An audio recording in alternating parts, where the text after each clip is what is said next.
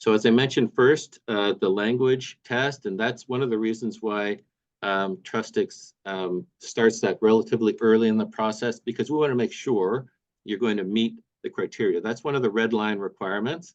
And that language test result is valid for 2 years. So if you have an old one, it may or may not still be usable. The second key element is what is called settlement funds, and this is liquid funds available to bring with you to Canada. So for permanent resident status, it's a relatively low figure based on something called the low income cutoff. And so for a family of 4, you would need to show bank statements and typically 6 months worth of bank statements, with the final statement showing available funds of 25,000 Canadian dollars or more. For a work permit, you do have to show more. You have to show double that, so 50,000 Canadian dollars available for a family of 4 to apply for a work permit.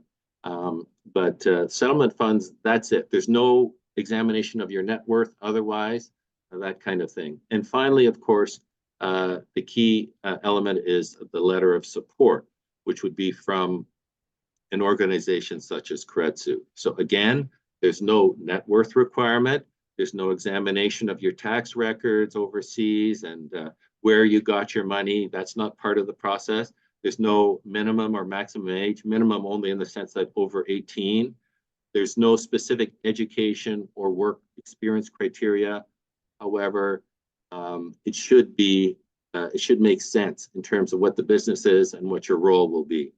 So the reason the government decided not to impose age, education, or work experience criteria is that their original thinking was that, oh, what if Steve Jobs, the founder of Apple, wanted to immigrate to Canada to start a business? Would we be able to capture him? And the answer was, if you put all of these things on, he would not. He dropped out of university. He started his business in his garage. And he's exactly the kind of person that the government, in theory, was looking for. So your education and work experience is really only important in terms of meeting the genuineness test. Does this all make sense? Is this person going to perform a role and do the ability to perform a role in Canada?